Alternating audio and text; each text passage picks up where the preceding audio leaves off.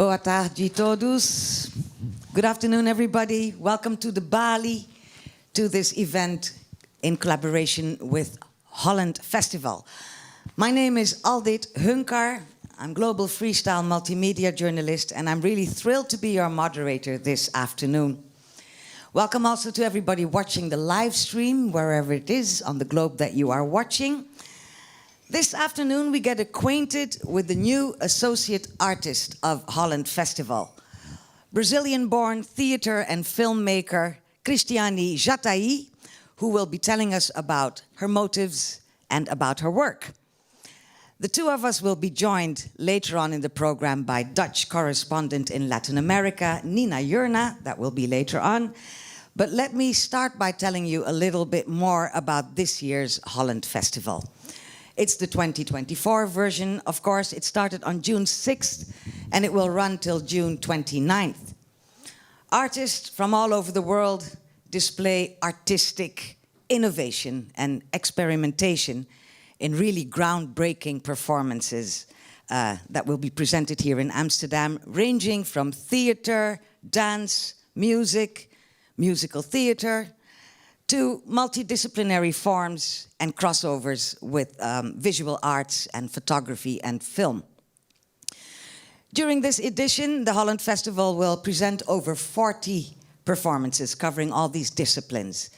And a recurring theme during this year's festival is the concept of home. Where does one feel at home? What does it mean to live somewhere where one wasn't born? What are your dreams? What are the stories that you share?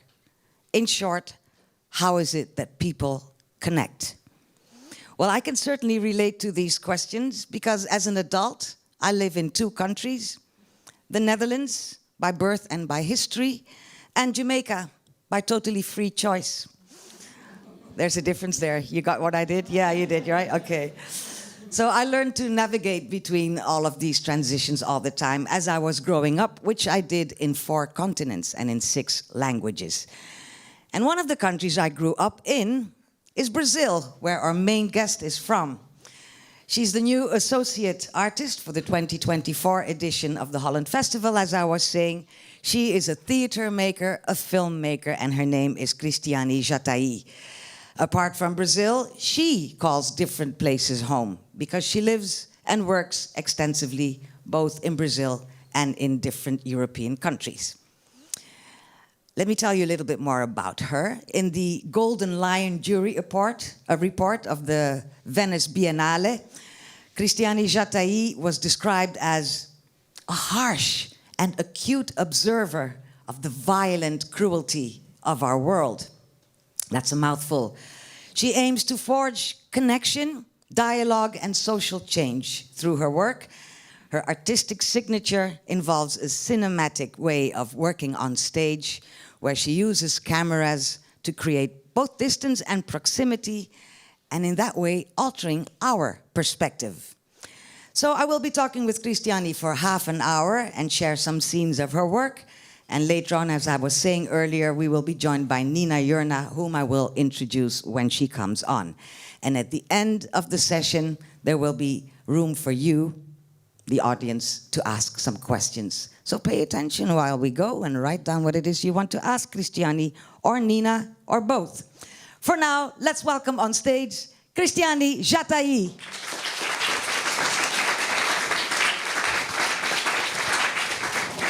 Yes, Christiane. Tudo bem? Tudo bem? Yes, give her another round of applause. The new associate artist of Holland Festival. You have been swamped with work, Christiane. What with all those different plays and films and performances here at the festival. Let me highlight them. Depois do Silêncio, which will be on at the 7th to the 9th of June. Your take on the classic Hamlet, subtitled In the Folds of Time, that will run the 21st to the 23rd of June. Crossings on the 15th and the 19th. And of course, the opening of the festival, Rite of Spring, which ran the past 2 days. I've been reading great reviews on that. Congratulations. It all sounds really fun, but also very exhausting. How are you doing? It's a good question to start. Right. So I try to do my best in English. Huh? You'll be okay. Yeah. I'm tired. Yes, you're tired. But I'm happy. Yeah? Yes, I'm very happy. Feeling good about how it's gone so far. Yes, I'm very happy to receive this invitation, to have the opportunity to create this dialogue. It's really a beautiful dialogue with the people of the festival. It's when they invited me, I told that it's very connected with my work about the subject, because I always think about the idea that it's a kind of stone in the lake, and after the circumference, the circles that it's appear after this first stone, and it's exactly the same project of the festival, to invite someone to create this dialogue. So my work is the first stone, but the circles, it's really, really, really important. Even it's not my work. It's the other artists. So in your own perception, Christiane, what do you say is your exact role as associate artist? What meaning, what color, what emotion do you add to that? I discovered already, but I think that it's to open my work from that's to inspire the possibility to connect with the other works, and for sure to have the connection with the audience. I think that as an artist, for me, it's really important not to show only one part of my work, because it's like a book. It's each work, it's a part of this book. Chapters. And then when we have the opportunity, this is amazing opportunity for an artist to show more than one work. It means that we are reading together this book. Yeah. So it's a really beautiful possibility, and I'm... Sounds great. You are walking in very large footsteps and following huge names like Angelique Kidjo and Ryuichi Sakamoto, just to name a few who were associate artists before you. Of course, your name is equally huge. I'd like to know, what are you adding to the mix that hasn't been added before? What is the signature of Christiane during this Holland Festival? Oh, difficult question. I don't know. I think that it's like I'm a woman. I'm from Brazil, and I'm bring Brazil with me, not only because of my work, because really my work, it's I always say when I leave Brazil is still in you, is still in me, and in everything that I do. But a lot of artists that is from Brazil that participate in this festival. So I think that it's one artist that it's bring their culture, their ideas, their feelings, their art. So I think that is the main point. As I was saying, I lived in Brazil when I was really young, but I do remember it. And what I remember is this very Brazilianness. How would you describe the essence of Brazil that you carry in you wherever you go? Very complex.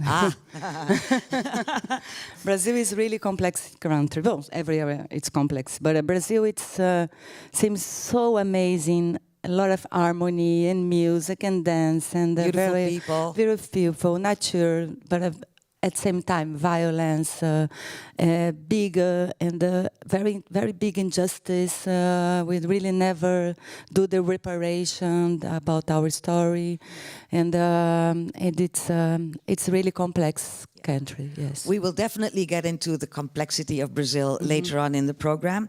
I'm curious, who have you invited to join you here during the festival? You ask about the artists? Yes. Oh, a lot of. I don't remember the name of everybody, but I'm start to Cleiton Nascimento. Yes, Cleiton Nascimento. It's really important, the work that he's doing now, called Macacos. It's connect with After the Silence that we are present for these days. I think that it's. I really love this work because of the work, because about his research, but also because this work changed the reality. In what way? In the way that he talked about the genocide of Black people, and in the story of one boy, and the case it's closed, and because of the peace, the case in the justice it's open again. So it's really big. Yeah. And Vitor Araújo. He's a musician. He present in the first moment that I think that is when present for the people, the program of the festival. He is really a partner of me. We worked together. He did all the musics of my plays, even the After the Silence. And he's amazing musician. And he's present here in the 12th. John? Yes, yeah. Thank you. June, yes. Yeah. And I mix a bit with French. And so in Janaína Leite, I think that it's a very important performance in São Paulo. Yeah. And and a lot of artists. So yes, it's from a what very I big gather, you brought program Brazilians with you. Yes. Yeah. Just to showcase Brazil maybe to the world? Oh yes. I like to see. It's impossible to see everything, no. But when you have some examples, it's again like the Stones. You can have an interest in to see more and more and more. Yeah. So open the space. We're already hearing from you that you're not, you're not a light-hearted theater maker. It needs substance. Whatever work you do, that's what we're gathering from you so far, and we'll be talking more about that. But first, your relationship with the audience, which it's rather special. I would say. For example, your version of Hamlet premiered in March in Théâtre l'Odéon in Paris, and you went to see it every night. You were there in the audience. I have this visual of you huddled there in the back with your hoodie on, so people wouldn't know it was you. No. What is it that the role of the audience means to you? Yes, it's two questions at the same, but yes, the audience, it's really, really important in my work. I really think about the point of the view of the audience. Even when I work with the cinema, it's because I like the idea to give the different points of the view for the audience also. I have a company called Companhia Vértice. It's Vértice is the point of the triangle. Triangle, yeah. Triangle. So the first part, it's me and you on the stage, and then this everything converse for the somewhere this is the audience. So the audience is really, I really try to stay in the place of the audience when I'm create. Right. But the theater is completely about the present moment, and so for me the real creation starts in the moment that the audience arrives, and then that's why I'm not in the middle of the audience, but I try to be a lot of times with the audience, because I'm start to see through this audience and understand some ideas that before maybe I thought that it's going for one way, but it's going for the other way, and because theater is alive, I can change. Yes, because you've been known to change parts of your plays after hearing the audience reaction. Can you give us an example of that? I change a lot. Oh, a lot, yeah? I love to change. And even it's because I think that if it's about the present moment, it's about the present moment of us and about the present moment of the audience, about the present moment of what's happened outside the theater. And then some piece, for example, Julia, a piece that I created in 2011, I'm still show this piece, and it's completely different moment, so I had to change this piece. But that means you keep changing, because I keep changing. That's another even exhausting thing. No, it's not. It's the most beautiful part of to do theater. Really, because it's performance. You really can still to create, because the creation is not stopped when you do the premiere. It's the creation. It start a new moment. Oh, and but for me, many directors would disagree with you, because they make their play and there it is. It's on. They share it with the world, and they think, I'm done. But you want to keep that thing going. Yes, I think that's the interesting of the art, is because the people is very different. So right. Yes, and I don't know if it's my way is the best way, but it's the way that I'm. That works for you. Yes, and maybe because I was an actress also in the beginning of my history in the theater, and I really understand this idea to be on the stage, and to be with the audience. That's why for me I want to continue, independent if I'm on the stage or not. It's the independent. I think people know in the room. It's the independents that have the really great lives because you don't put yourself in a corner. You like to expand yourself at all times. Yes, because I think that it's also to think about the political way to do. Right. Because to think about the political way is not only to speak about the political, it's the way that you work. It's the way that you think about the hierarchy and the way that you think that it's about the dialogue and not to put like above these others, but everybody has their place and their responsibilities, but it's always about the dialogue. I understand. Your Hamlet is not played by a man, but by a very confident woman.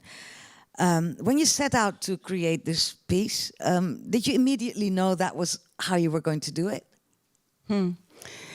Hi. Yes and no. Yeah. No, first, when I decide to do this Hamlet, and I like to say that it's one Hamlet. It's not the Hamlet. And that's why I really like to work with the classical text, because the people knows, and then I can play with this. I can change. I can try new possibilities. And from the beginning of this project, I decided that it's a woman. Not because I'm thinking that it's Hamlet, the character in the beginning is a woman, but I ask myself this possibility: what's happened if Hamlet become a woman?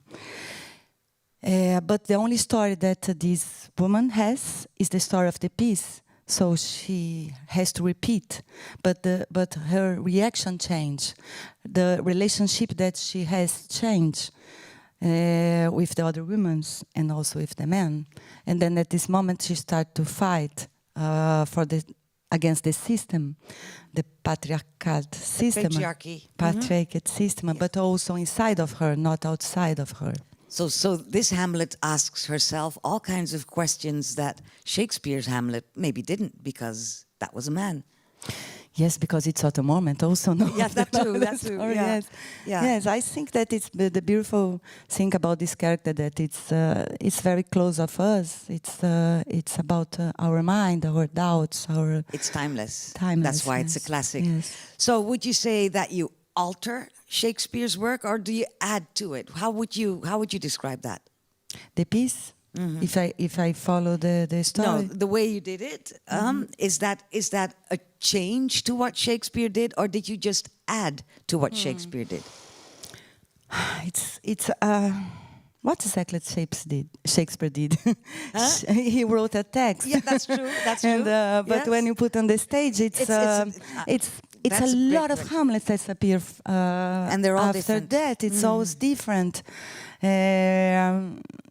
I try to keep the story. So the story is there. The main characters is there. But I add some texts. Yeah. Yes, the most part in the Ophelia speeching, because Ophelia is really the very revolutionary character in this piece, because we talk a lot about Hamlet, but it's Ophelia that is really the character that it's the story more oppressive in the Hamlet piece, and then Ophelia sing. She's a real woman who think about her story, and she speaks some texts from Virginia Woolf. She speaks some texts from Lacan. She speaks from text from Hamlet Machine. So and also my text. So it's and then at the end Hamlet also take these words and change them. Right. Yes. Yeah. Different layers, layers. A lot of different layers. I'd like to share a clip from Hamlet in the Folds of Time with French actress Clotilde Esme.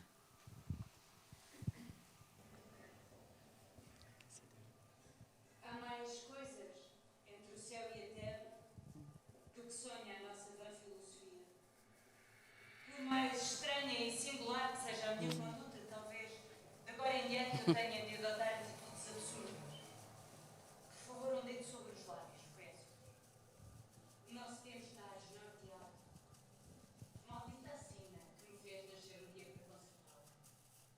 Hamlet. Mère. Mère. Mère. Et moi? Mais comment ça, Hamlet?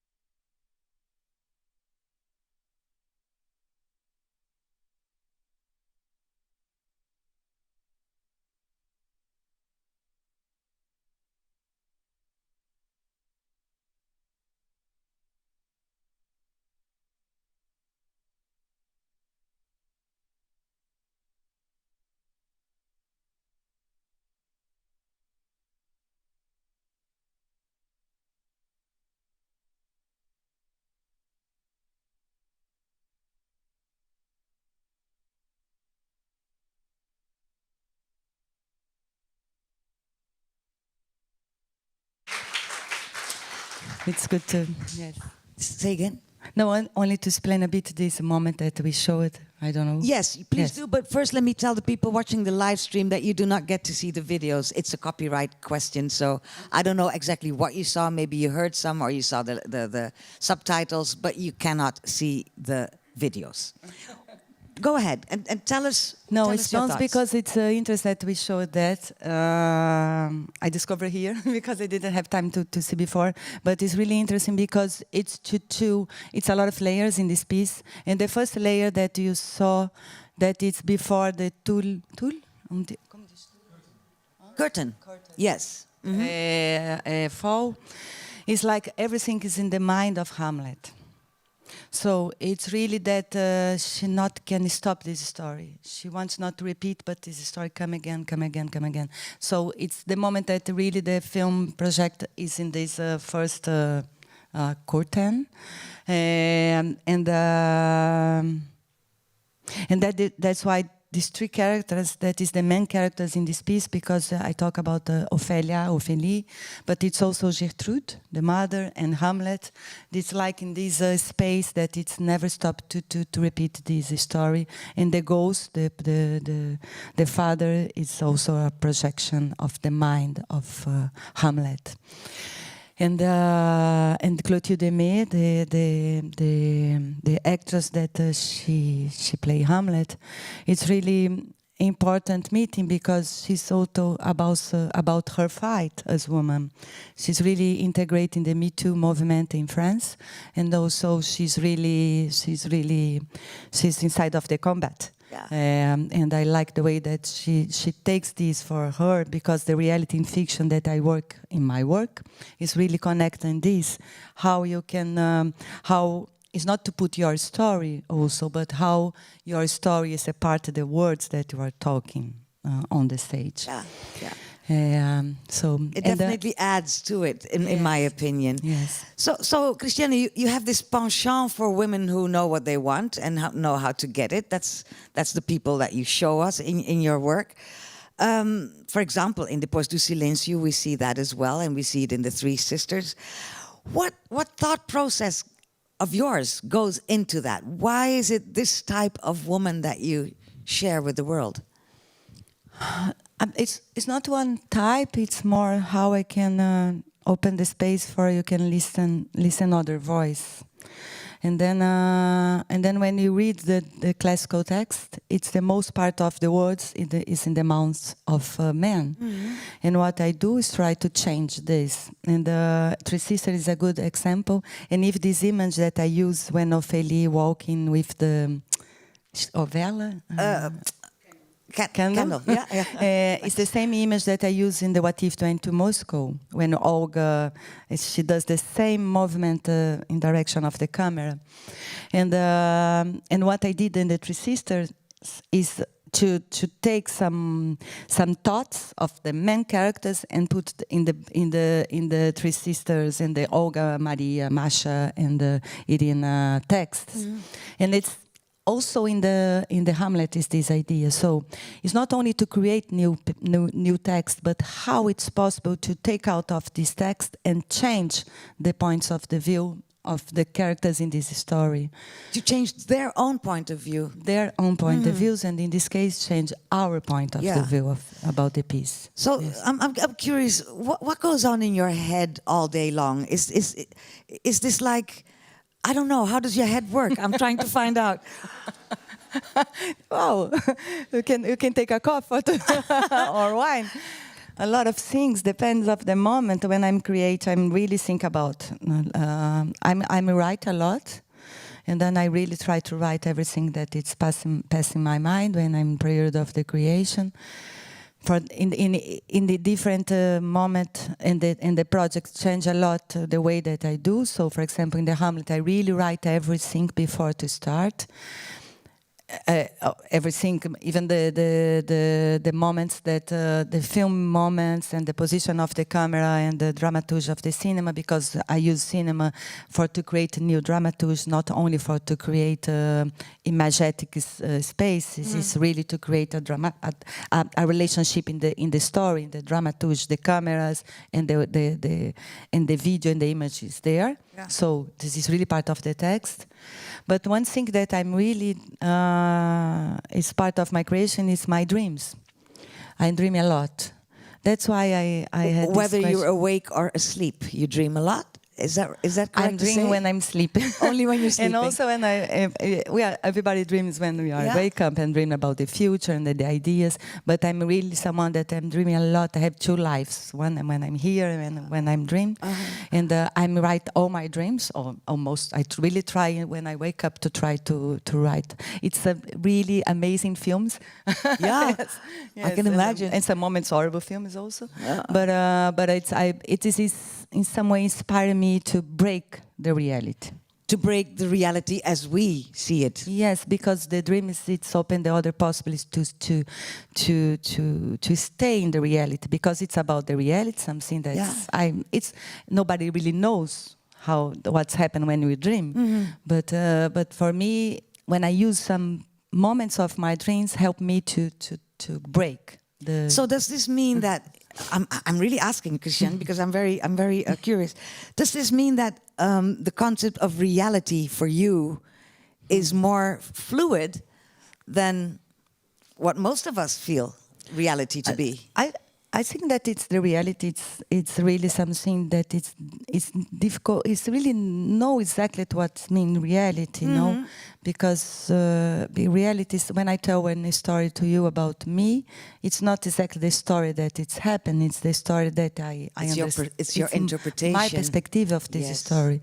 And so, and then when you listen, and then if you say this story for other, it's a new interpretation. So when the reality finish, when they start the fiction, that's why I really love the documentaries, because it's not, but it's always to mix documentary and fiction, and what is exactly fiction, because fiction is something that it's a lot of time comes from the reality. So I really like to work in this border. Yeah.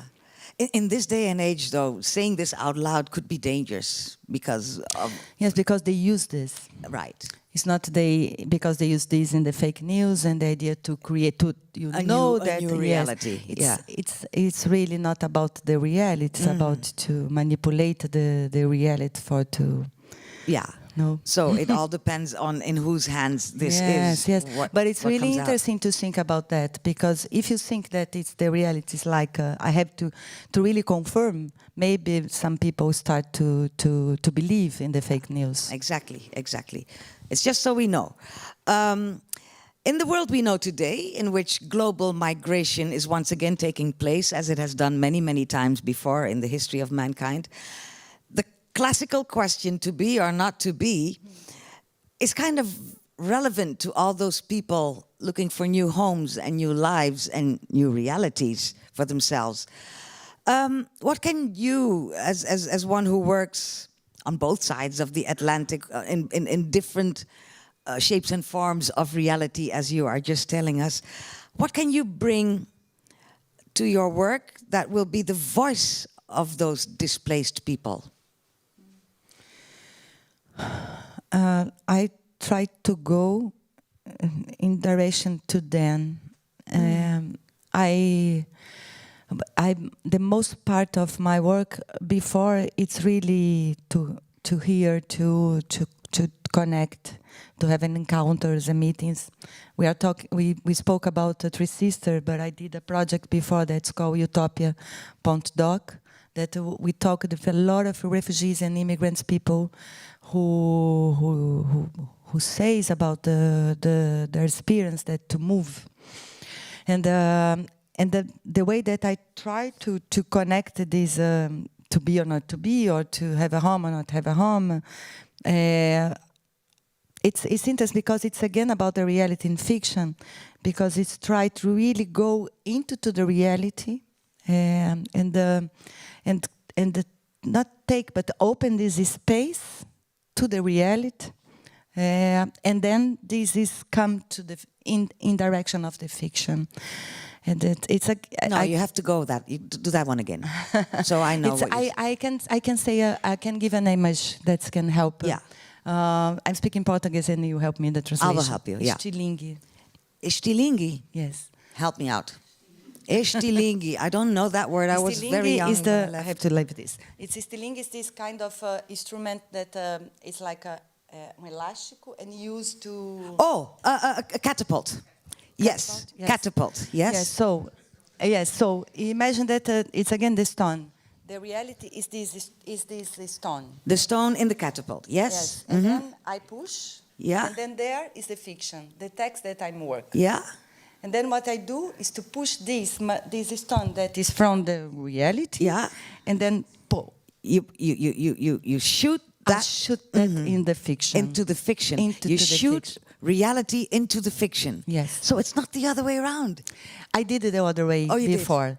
Before I start to create fiction because, and then it was really performatic works when the reality is really on the stage. But now when I work the text like Hamlet or like Three Sisters or like, I don't know, Julia, Miss Julie from Strindberg, or I don't know, the other, or even Homer text, when I travel for a lot of countries to film actors and actresses and artists that is in the real situation of refugee moment, and that they spoke and then they play Homer text. It's this way. It's because in that their experience will then be voiced in what they're doing in the right. I understand. Yes. And After the Silence, a very good example of this, I think, that you can see in this festival. Okay, because let's have a look. Let's have a look at a clip from Depois do Silêncio. It's after clear. the My silence. English, it's okay. Yes, okay. Yes, we're working hard. You're working hard, and so are we.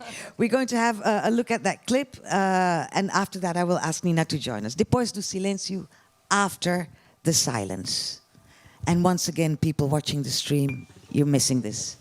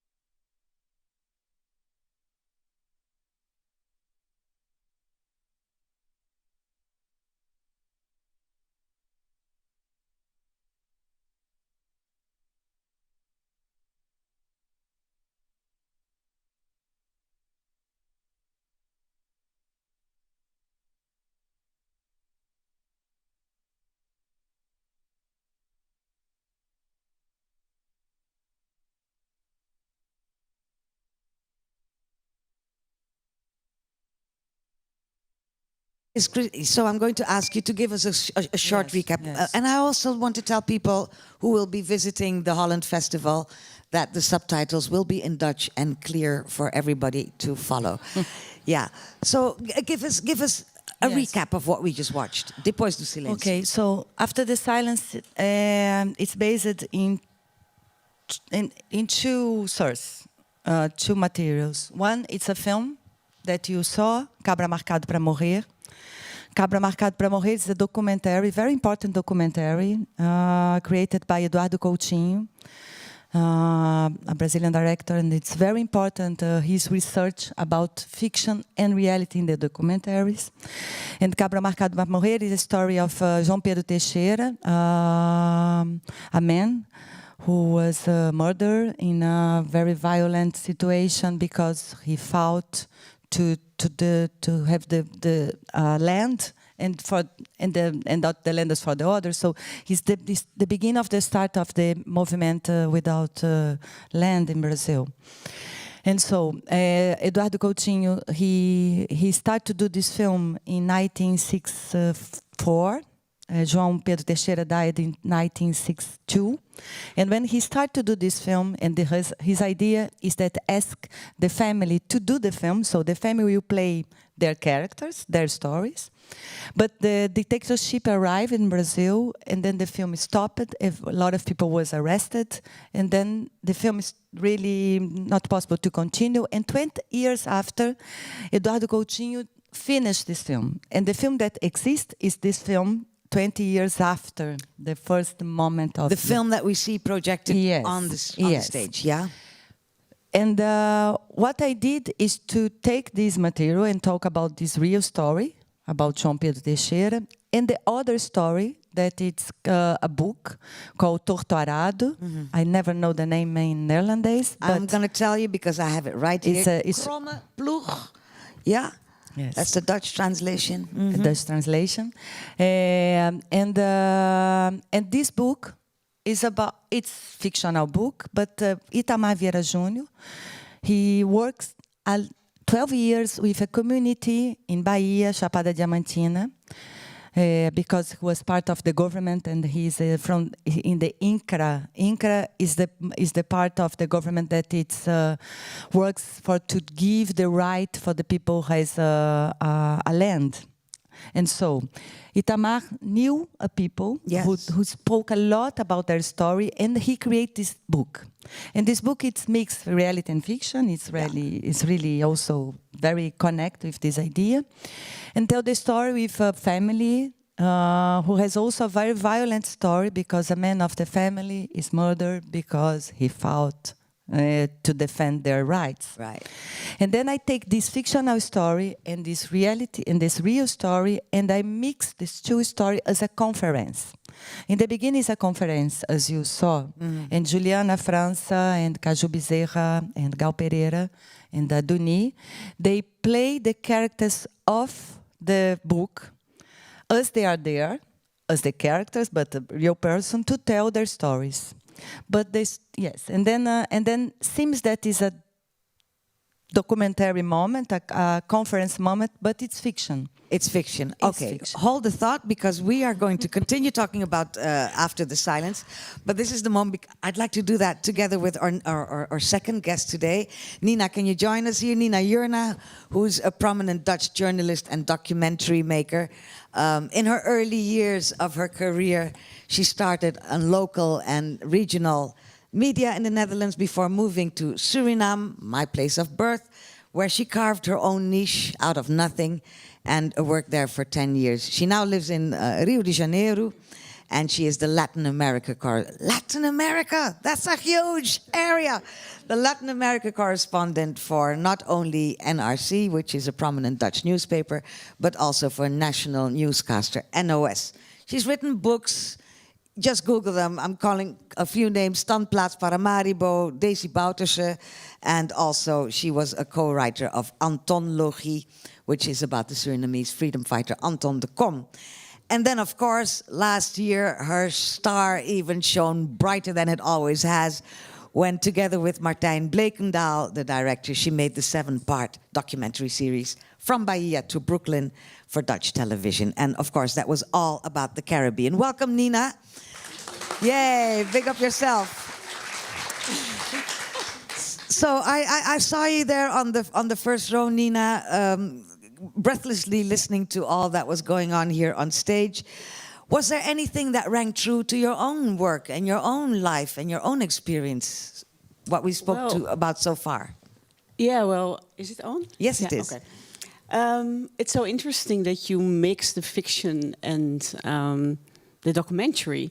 I mean, that's a lot of freedom that I, as a journalist, cannot do. I mean, I saw Depois do Silêncio on a stream, and it's really nice to see how you use the old documentary, which has also parts of the fiction, with the theater. I really, I organize the teams you use. I also like in my work to write and film things about the situation in Brazil. The country is unequal. It's a big story that you told also in the beginning. That story of Brazil, it's complex.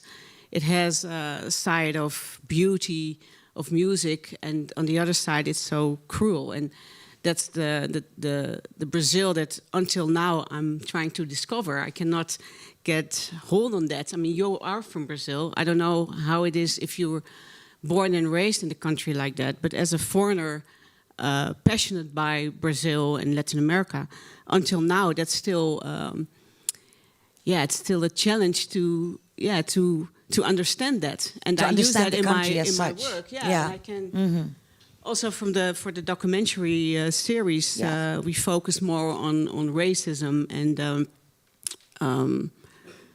the country nowadays, which was built on slavery and genocide, and how that influenced the country until now. And it's a huge theme, I think, that you also use, and we connect in that, I think. Yeah. Well, Depois do Silêncio is it's about the past and how that very much has its effects even today, which is what we see in your work as well. We see you dig into the past, translate it to the present. Why? And yet you were just mentioning it. Why is it such a big theme for you? Yeah, because when I came to Brazil, I'm also a woman of color, and I had a total different idea. I thought, well, I'm going to heaven because Brazil is the country with all the colors, and I really love the music. I think I was 8 years old, and I dreamt already for Brazil, because I had this idea of dancing people. So that was a dream. So I came to Brazil, and it was totally different, because I saw on TV more white people than in the Netherlands, for example. And how is this possible? And in the novellas. And on the street, you see a total different Brazil. So and also how people reacted on me. I mean, when I'm going to the groceries with after the gym, for example, people think that I'm the empregada. Yes, the maid, that's the cleaning lady. Yes, but when I start talk, they hear my soutaki, my accent, and oh no, and then they are, oh, you're much more on a higher level. So it's a class system. And even I didn't want to, I'm part of that system. But the history of slavery, I also have in myself. Because I have family, my ancestors were also enslaved. I have also ancestors who were indigenous. And I'm really proud of that. And then I see a country that has everything, but it's the proud, I don't know, I cannot touch it, because during the carnival, everything is about Africa and the samba and the, so that's still... But that's a week. Yeah. Right, so Christiane? that was I trying to find out in the documentary. And it was so heavy for me to understand that people, also from Bahia, the most African state in Brazil, are in this problem with their hair, the natural hair. I was born in the Netherlands, grew up in a totally white environment, and I had problems with my hair. And then I go to Brazil, where it's still the same. And my daughter, who was raised in Brazil, has also the problems with her hair in Brazil. And even black people who are more black than her said, "Oh, you have to fix your hair." Fix your hair. That's she told me later, and I thought, what is happening here? Yeah. So that's what I'm trying to find out. I understand. Christiane, you yourself, you told me you are part indigenous as well. So does this ring a bell to you? Have you? And let's put it this way: have you experienced any of the, let's call it racism or whatever? It's an ism. Have you experienced any isms as a Brazilian? In Jamaica, we say isms and schisms. Yeah, she touched on a very important thing. Look, my hair. yeah, it's straight. Yes. You're okay. You got a long nose. Yes, You're okay. You know, all of that. Yeah. No, I never suffered. You could be Portuguese from how we look at you. Because the Brazil, the racism is really about the color and the hair. It's not about their ancestors. It's if you not charge in your body, this is not a problem. Yeah. Yes, until the same time, because my grandmother, she was a black woman, and I have also ancestor that was ex-slavers, and I don't like the idea ex-slavers. I prefer ex-escravizados. Yes, enslaved. Yes, Yes. because nobody is a slaver. That's right. Put in this situation, and I saw what she suffered. Yeah. And I saw the racism inside of my home, because my grandmother is very white, because her father is Portuguese, and so she was very white, and I saw this, and it's horrible. It's horrible. It's really the structure of the social problem in our country, because it was 400 years that we exploit African people, and it's now things change, because but not.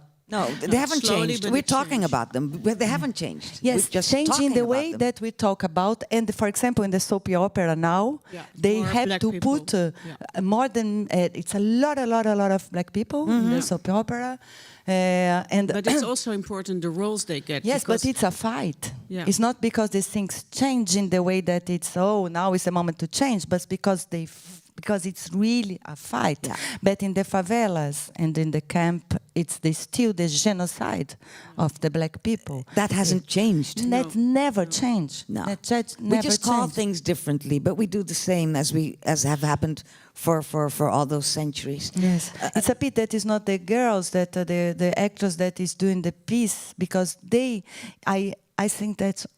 I talked about the two materials, but it's the third one that it's really important. That is the speech of them, the speech of this woman who really suffer, and that their stories completely connect with the situation. So this is you trying to tell these painful stories in your work as well. That gives you, as a director, it gives you huge responsibility towards yourself, towards your audience, towards your actors. How do you deal with that?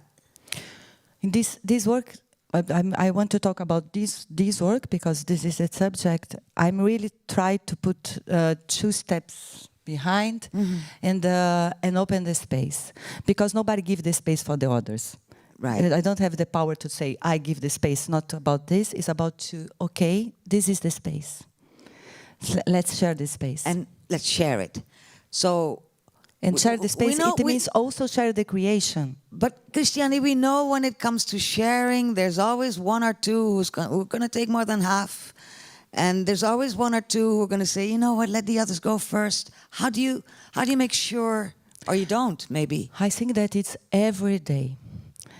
Every day. It's really to stop to have the behavior as a racist behaviors or different levels Hierarchy. of it's hierarchy. It's every day you have to try to see this is my thoughts, or this is something that is they put in my mind, and every day you have to do that. Because that's in Brazil, I think, you have the idea that you get in everything, that it's normal, even in the language sometimes, in the songs. You have to think about the vocabulary. Really in shock that this is still like a normal thing, how the structure of the society, which is based on colonialism and slavery, is normal.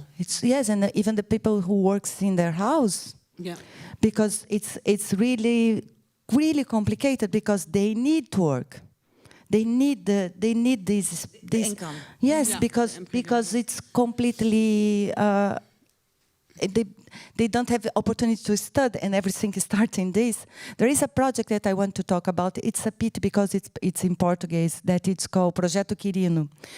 That is inspired in a project that is a podcast that they did in United States, and people in Brazil did the same to tell the story of Brazil. That it's how we are really an African country. And everything that we are is connected with this story. You can say that, and you can mean it, and it can be the truth, but it is not how it is perceived. I believe Brazilians still think they're a white country, Christiane. They did when I lived there. Because the majority, it's called minority. But the majority part of the Brazil, it's from Africa. Yeah. But the minority is still in the power. Exactly. That's and why, it's not that's changing. why Which takes me to the next, the inequality that you mentioned earlier, Nina. It is huge, and it has always been in Brazil. Let me check my notes. It is the 6 richest men in Brazil have the same wealth together as the poorest 50% of the rest of the population. Let me put this into jeugdjournaal words so you understand. That was my old program, News for Children.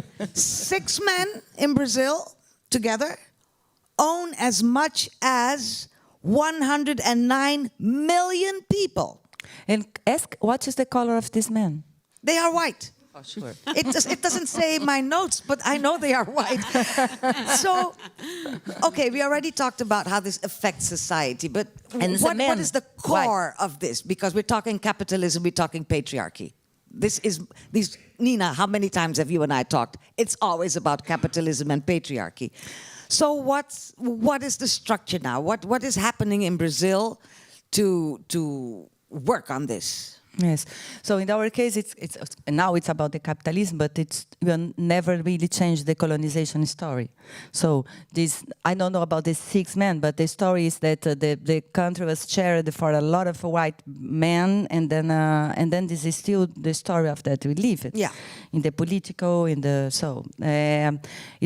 did never. I think that's the world, but also Brazil for sure never did the decolonization. So we're still in this moment. And you live it 4 years, and it's so you live it also 4 years with Bolsonaro in the power. That is real example. We're doing Bolsonaro in just a few minutes, but I just want to know this. Because I need some structure in this talk. Yeah, but I think it's very positive now. In the change is that more and more black people, colored people are going to university. I think in Rio it's almost the majority now of the students. Really? So that's really good. That's good. Yeah. Hopefully they get also jobs. They're still learning the white curriculum. Yeah, though, but that's step 2. Yeah, and they have to get a opportunity to get jobs. I'm really happy that in Rio, I think you saw that too, that now on the TV, more and more journalists, black journalists, are like anchors. Are anchors? Yeah, it's amazing. I don't know what Globo did, but I think they put like a lot of people now. Yes, in Rio, in Globo, you see every day in the morning news. I see people from all over the city. And are these black people, or are these the morenos like you and me? No, also, but also yes, and also black people, also natural hair.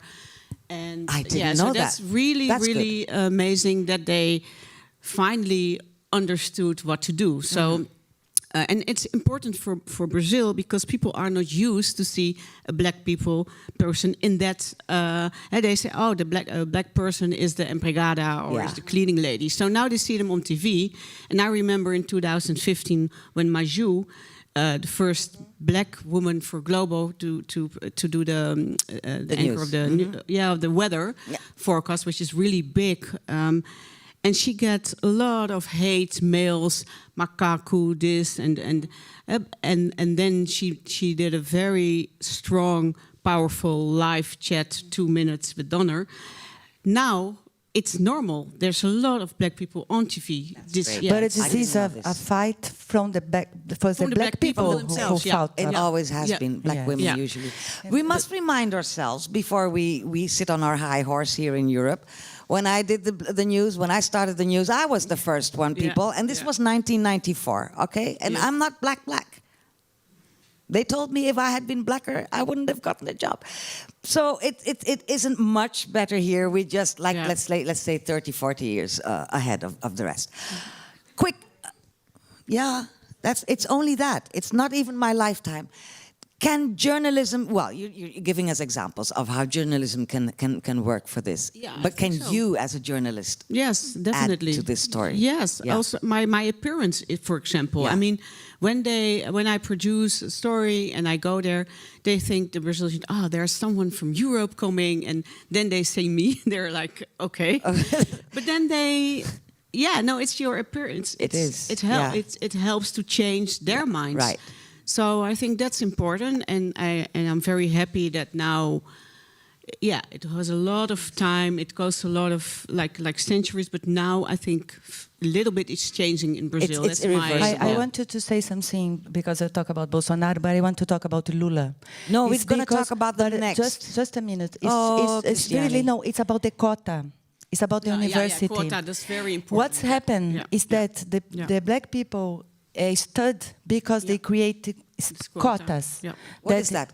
What? It's that quota that's like quota. Yes. Affirmative action. That's and then right. It's opened the space that the people that never had the possibility to arrive in the university, even the actors in the piece. Yes, that's absolutely true. Otherwise, we would not be there now. And so this is very important. I need to round this part up because I want to together watch a clip of your work, part of your 7-part series, shot in Brazil. This is From Bahia to Brooklyn by Nina Jurna and many others. People watching at home, you're not seeing the video, but you can check it elsewhere. Ik kan me nog herinneren dat zo'n 10 jaar geleden, vanwege de Olympische Spelen, het oude havengebied van Rio helemaal werd opgeknapt.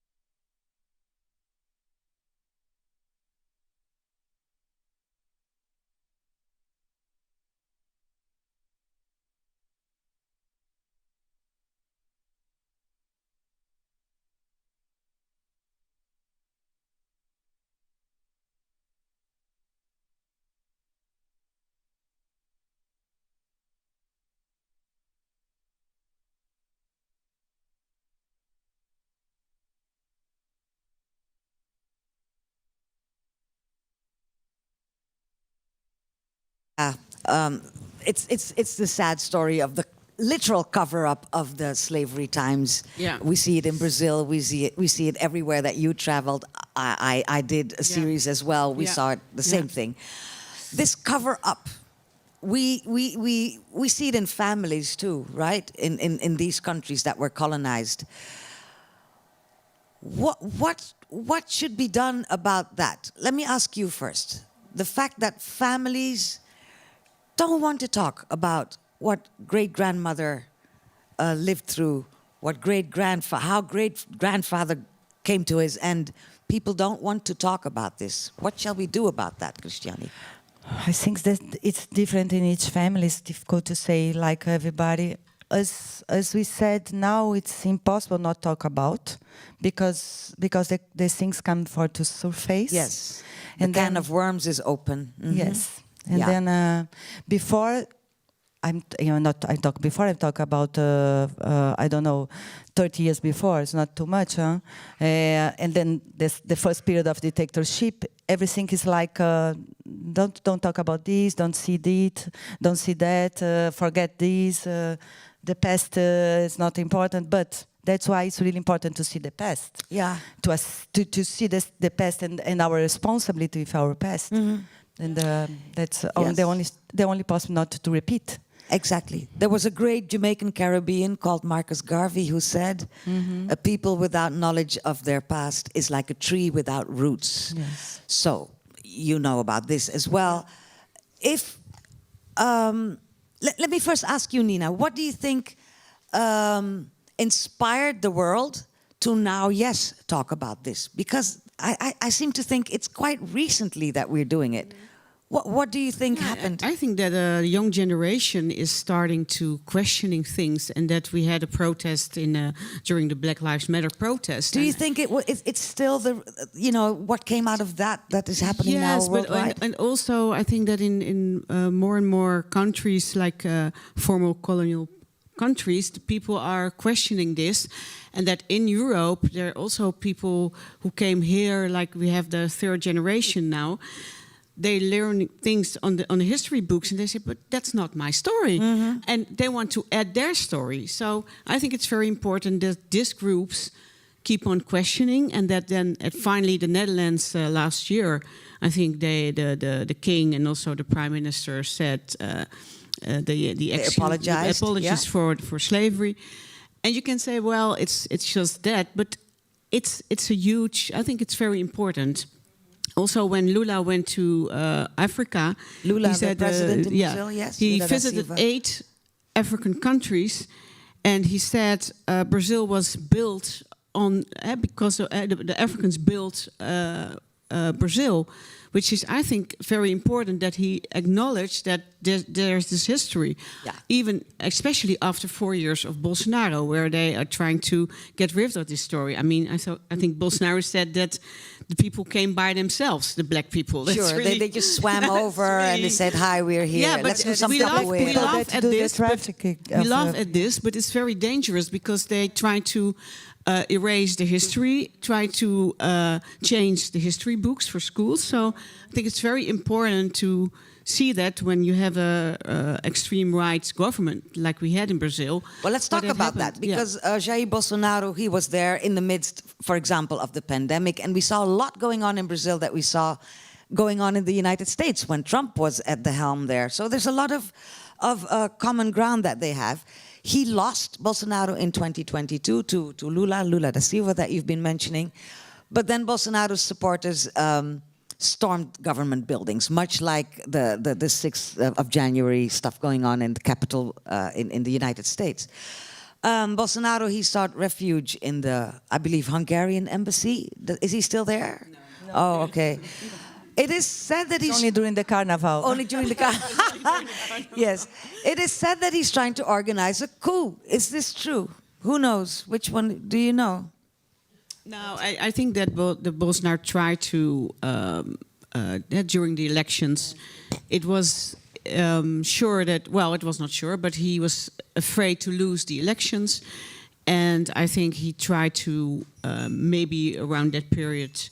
There is the investigation now that he probably try to arrange coup a of state, no? Yeah. Yes, for sure. But I think which is very dangerous now is that, I don't know, I think we talked about that, but I'm really interested also in your opinion about it, is that, Lula won, but with a small, I think it was only very small margin. Yeah, march. And Bolsonarismo still is there.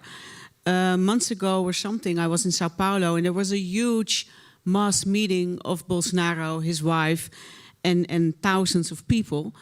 So it's still there. It's not, and it's also the face of Brazil.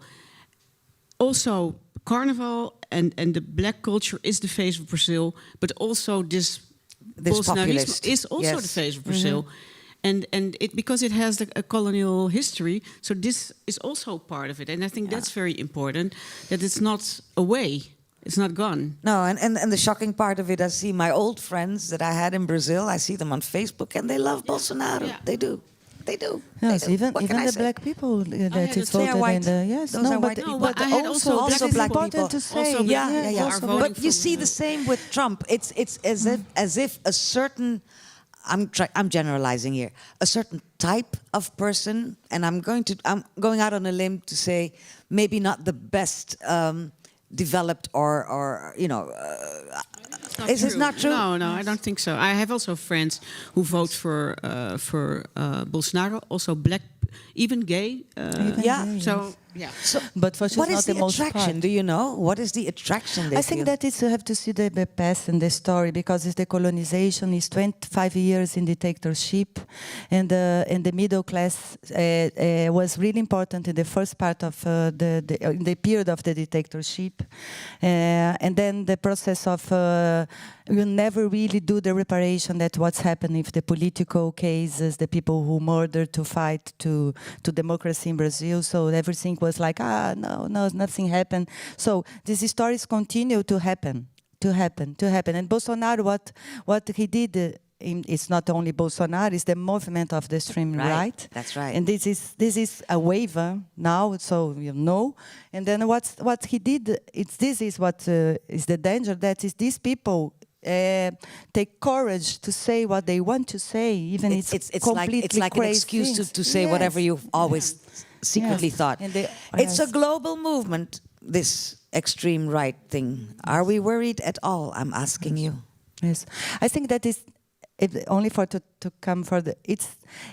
We have two very strong movements now, because yes, it's a global movement, but it's also a global movement that is not more accepted this, and they want the diversity, want that we really. That's what you talk about. We talk about the racism. That's not accept more the racism.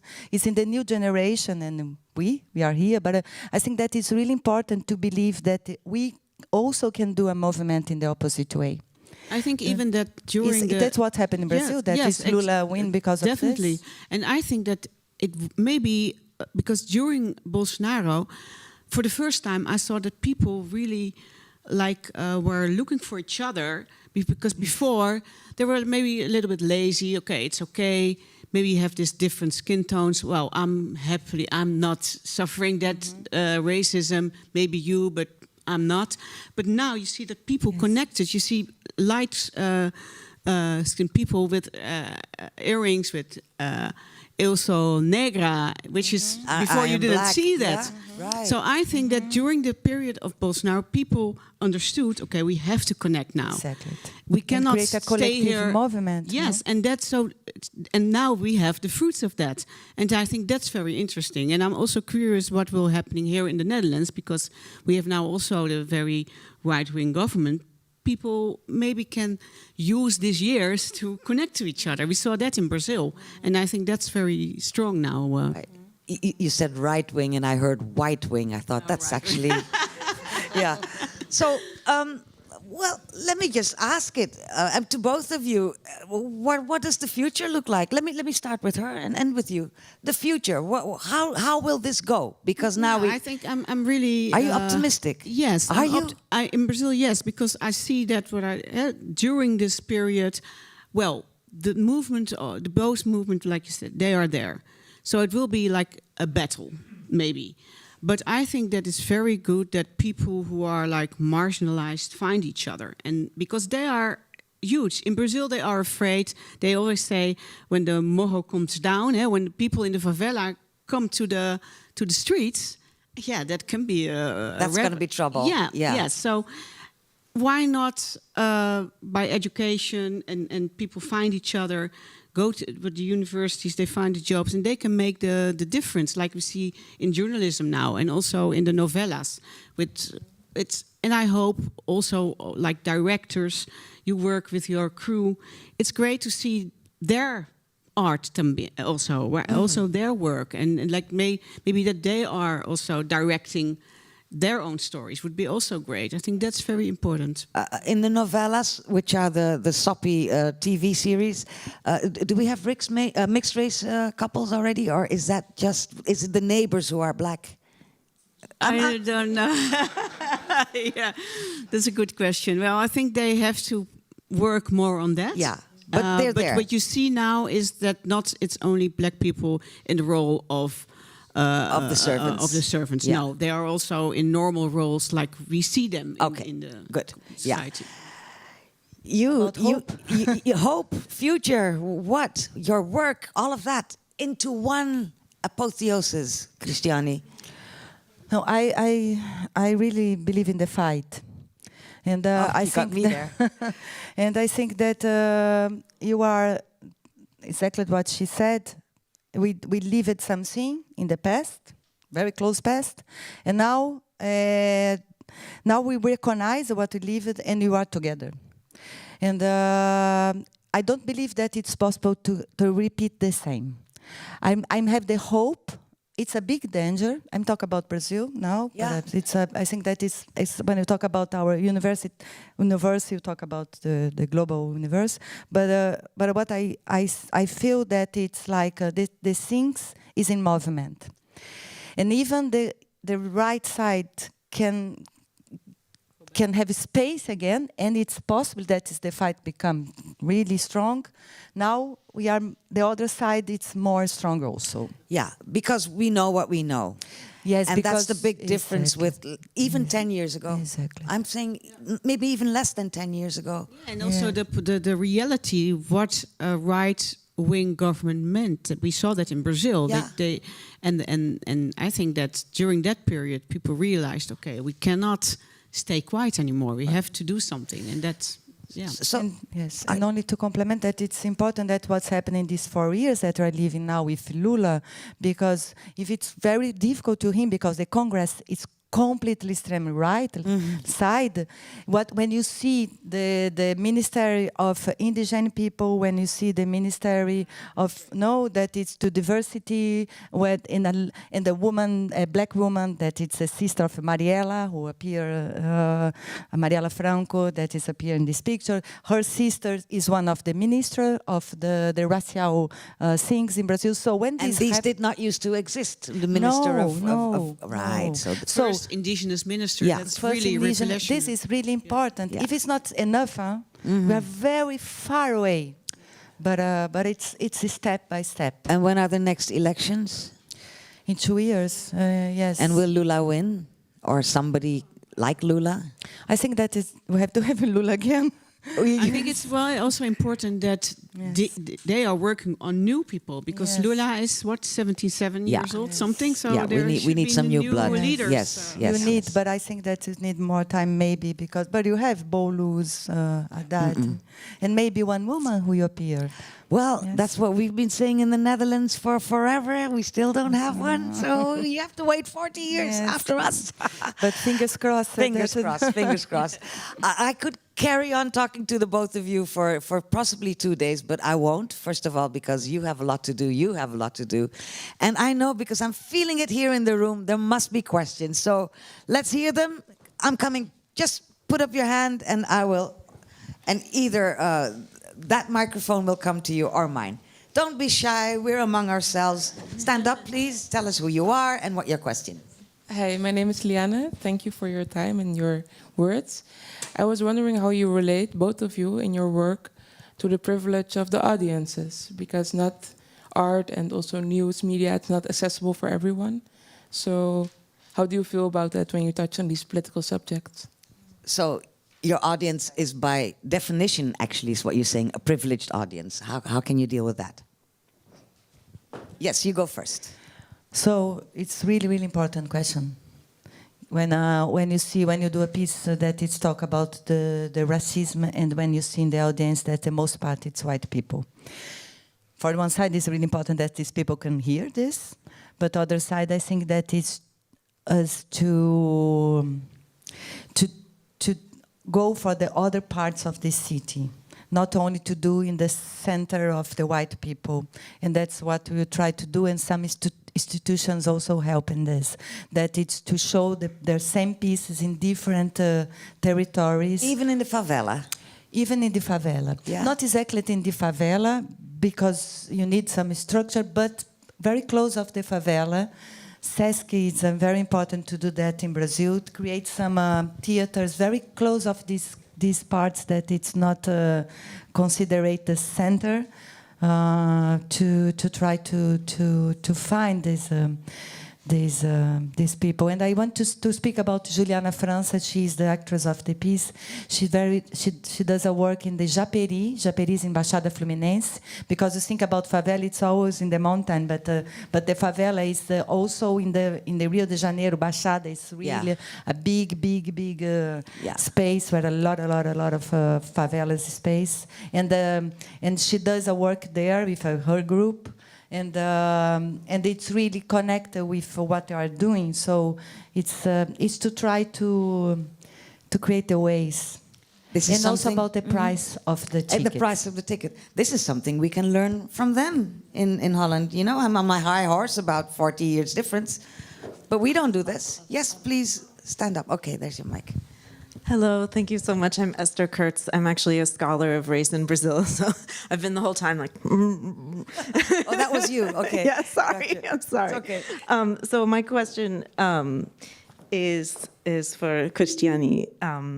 You said that you hope to contribute. It's actually very related. It builds on your question. That you're hoping that your work will contribute to social change, and also you talked about how you are sort of giving a platform to amplify the voices of more marginalized people. And I'm curious how you think of your work, or maybe in ways outside of your work, how you think of giving back to these communities, or what do they gain? Because we as the white audience gain a lot, and we just talked briefly about that, but what do the people who are the subjects, or the people who are represented by the subjects of your work, how do you think of that, of how they can benefit too? Yes, it's really important question. It's not only one answer, and it really depends. It's in the personal things, what it's possible to do. For example, when we did the Lingua Now, where we travel for a lot of countries like Palestine or Lebanon or Amazonia. In Amazonia, for example, you left our material, our cameras, computers, everything. And we did a workshop for them to give the possibility that they can have a material to denounce what's happened. It's not enough, but it's something. No, but you do what you can, right? Yes. You do what you can. Yes, exactly. And also to keep the contact. Don't go, do, and leave. Keep the contact. I see you nodding. I know you do that too. Yes. Yeah. Yeah, because also to stay connected. Yes. Get more, and gives more inspiration. And when you once filmed there or performed there, in my case, when I filmed there, I feel a connection, and that stays. Yeah. The country, the people, and they are sources for your. They are, and without them, you have nothing either. Yes. I often return to people to give them a copy of whatever it is that they worked on with me. Anybody else? This side. Can you walk with the mic? Thank you. Hey, my name is Tal. I'm a director myself. I have a non-political question, only artistic, for Christiane. Okay. Thank you for your time. I'm very curious after seeing your work yesterday in Rite of Spring about what do you think and how do you see the connection or the relationship between music and dramaturgy. If you can maybe tell more about that. The connection between music and dramaturgy. Dramaturgy. Dramaturgy, yes. Yes, thanks. Music. Music, yes. Yes, it's interesting because I spoke about Vitor Araújo, that is a musician and it's really part of my work. I think that music can put us connect the audience in the levels that is not very rational, and then you can use memory, you can use immersive relationship, you can really create other layers of connect. So when it's dramaturge, so when I think about image or music or text, everything is dramaturge on the stage. The stage is an empty space where you write in this invisible space. So in the music, it's really important in this. In the case of the open night of the festival, was really connected with a classical music. So it's like it was a very improvising encounter and beautiful encounter that it's like I had a film and then the music exists before, it's not create for the work, and then we in some moment we are together to provoke this immersive moment and the political moment, I think, with the audience. Because ours is political when you are together here. Everything is political, everything. yes. And it gives me the chance, because we didn't get to talking about that because of time, but I guess music and cameras and all the different media that you use in your work, it's for you, it's just different layers of the story. Am I right? It's to create different layers, but it's also like it's to change the pencil. The so pencil. When you write. Yeah. So it's like everything is together. It's really complicated to say, I use this because of this. It's like a more... it's a process. It's a process, yeah. Yes. And it can change, you told us earlier. For sure. Wow. For sure. It must be fantastic to be inside your head, really. It must be. I have time. When you see my pieces, is it to be a... yeah. I have room for one more question, people. A quick one and a quick answer. What is this, Katinka? Oh, it's your question. Oh, okay. Yes, okay. it's my question. Yeah? I'm very bold. Because Yes, you are. It's all right. But I was wondering, because we were talking about going to the theater in the favelas, maybe, Christiane, can you tell also a bit how you connect in Amsterdam with people outside of the theaters? Yes. Great. Thank you for asking that, Katinka. So, because when they invited me, one of the things that really think together to do is how it's possible to create a project that is connected with the other parts of the city, with the other peoples that is maybe not inside of the theater. And then we create this project called Crossing. And it's really inspired in the other projects that I did, but it's the first time that you are doing here in the two parks. And this idea is really to do a live cinema, to dialogue with the people at the real moment. So they are there to do a kind of interview, as you are doing now. You can call me. I'll be there. Yes. Yes. Yeah. And then I'm interviewing you. That's fine. That's fine. And then, but the place of where I'm doing the film is very close of the place that the people are seeing the film or watching the film, and then the audience can, like this, go in the direction, the place that we are doing the film, and participated. And ask something, but at the same time is the other audience that is there that to see the answer. So it's really the idea to connect with the different peoples, with different place, and also to different relationship between to create a cinema and to do a performance. Oh, Nina, is there any way that we can use that idea in our work? Yeah, that would be, yeah, but that's what I said in the beginning. It's more freedom. We are like journalists, documentary makers. You cannot use, well, maybe you can, in my case, I think I cannot, but who knows Fiction. in the future? Yeah, But you fiction, use your friends, yeah. for example. No, definitely. Yeah, so that was for me also like finding a new balance in the series. I sometimes, put some of my own emotions, but it has. It has a cause. It has a goal. Because to do that, to show that I also have to deal with my past. Yeah. So it has a reason to put that. It's not about me, but I use it to. Yeah, and neutrality in journalism does not exist, is what you're telling us, what you're showing us. Yes, definitely. Which I so very much agree with. I'm so sorry that we have to round this up. Really, don't you wish we could go on a little bit more? We can't. Let me remind you that the episodes of Nina's documentary series are available on the website of NPO Start. And as for Christiane's performances, the upcoming weeks, please visit the Holland Festival website. And you'll also find there information about all the artists that she has invited to join her here in the Netherlands for this festival, plus everything else that goes on the coming weeks until the 29th of June. So by all means, do go see the Holland Festival, and I hope to see you there.